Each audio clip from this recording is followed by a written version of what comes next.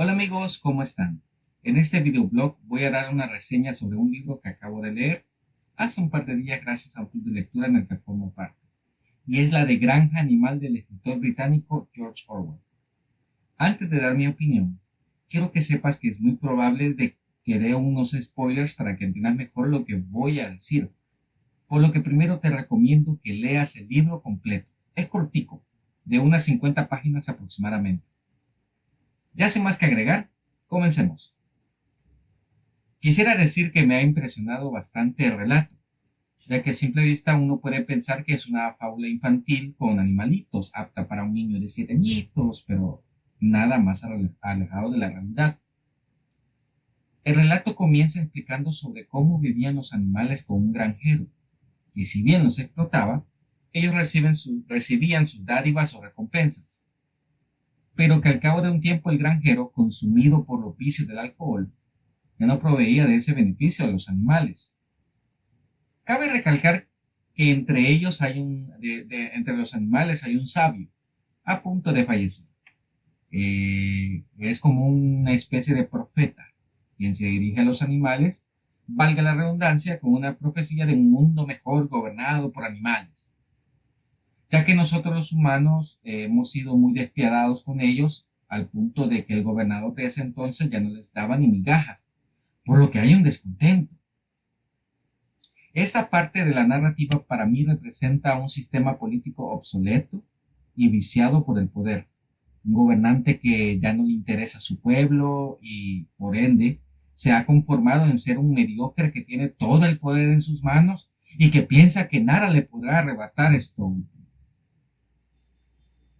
Por lo que esa profecía que dio el sabio mayor, que así le llaman los animales, le dio a los animales un sentimiento de revolución, por no decir rebelión, comenzando con un cántico que se convertiría como una especie de himno para ellos.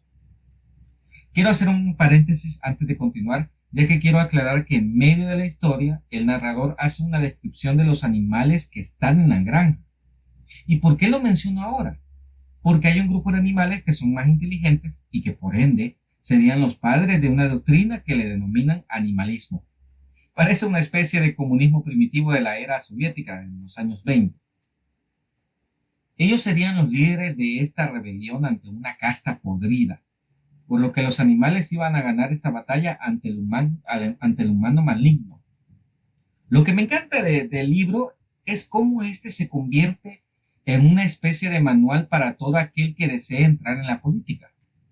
Yo como alguien que le gusta leer sobre la política de mi país, de salvadoreña, la política salvadoreña o algún que otro país extranjero como Estados Unidos, Argentina, Guatemala, hasta Corea del Norte, entre otros, me pareció muy interesante y ameno. Luego de esa batalla se constituye una especie de país, gobernado por el pueblo, representado de manera metafórica como animales.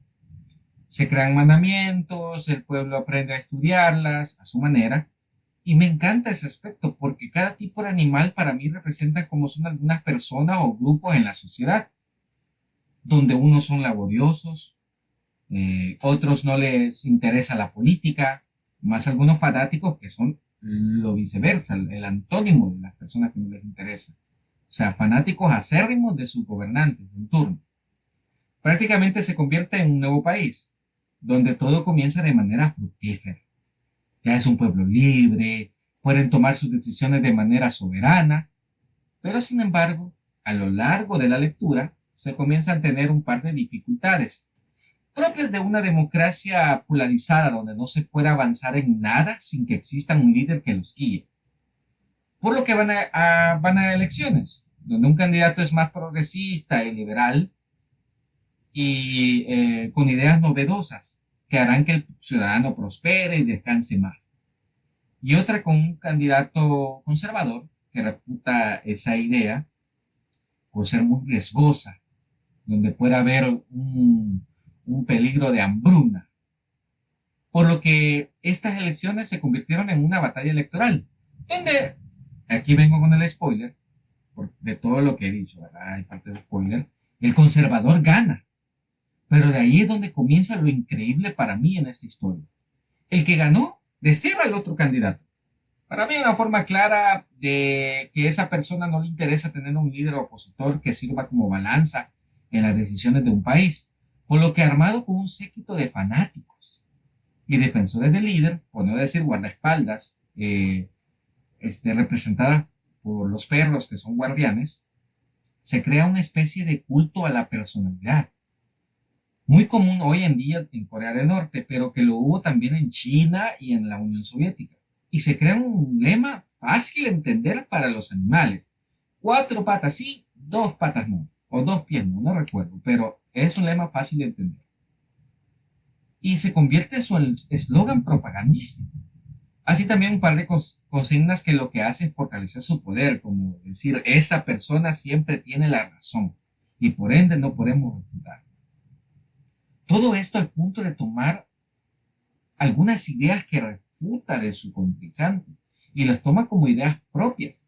Claramente el ganador se convirtió en una especie de dictador, pero no el típico dictador que todo el mundo odia, que no es popular, que todos van en insurrección y quieren destituirlo, ya que ganó por la vía democrática, sino como un dictador en el aspecto de querer todo el poder acumulado en él, solo en él.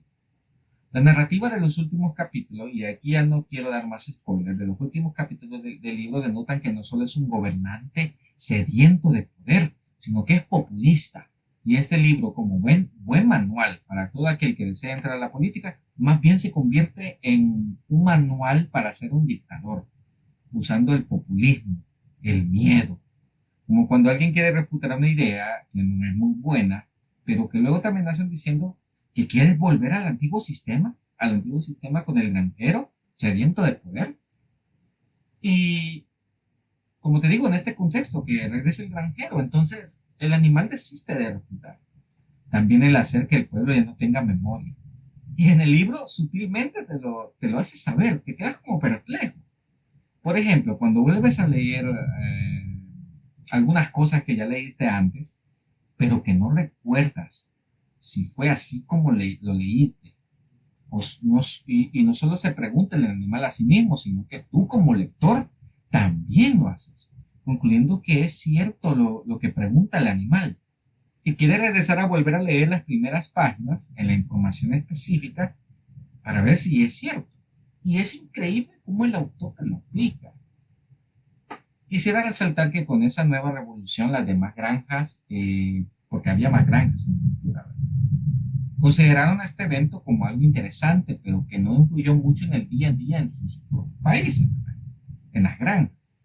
O por lo menos no se profundizó mucho en la historia, salvo que había otras dos granjas donde se mantenían relaciones diplomáticas convulsas e inestables con esa nueva administración de ese dictador y que esas mismas sirvieron como asilo político a otros animales que fueron expulsados de esa revolución, como el candidato que les mencioné, el perdedor. Tomando en consideración el relato en cuestión, esta inestabilidad política que hubo con el dictador afectaron considerablemente en el ámbito económico y diplomático. Más interesante, aunque este libro fue escrito en los años 40, que todavía no se dimensionaba ni por lejos la globalización que décadas posteriores han formado parte de la historia. En el relato aborda, dentro de lo que cabe en una granja, la conveniencia política de estar de un lado o de otro lado del bando, el cual afectaba la alimentación, por tomar como ejemplo, que se provea a los animales. Así también esa conveniencia implicaba el comercio o intercambio de bienes, siempre y cuando esa granja no permita que un enemigo del pueblo conviva en sus terrenos. Por lo que se manejaba el dicho que esa granja es amiga y la otra es enemiga y hacen muchas maldades. Y páginas después las cosas se intercambian como un viceversa. Solo tengo un pequeño sabor de boca con este relato, y es por la parte final del libro, y considero un poco abrupta, sin sentido, pero que por el contrario refleja cuando un gobernante ya está consumido por el poder y que corrompe hasta el más buen samaritano. Y al final te da una especie de impotencia. Leer algunos párrafos finales en el cual no quieres poliar, repito, pero que son dignos de estar enojados como lectores por la injusticia que eso conlleva. Termino con esta reseña corta de este libro, en el cual en lo personal digo que todo aquel que desea entrar en la política debe leer esta interesante lectura, por lo que te invito a que leas este maravilloso relato de hoy.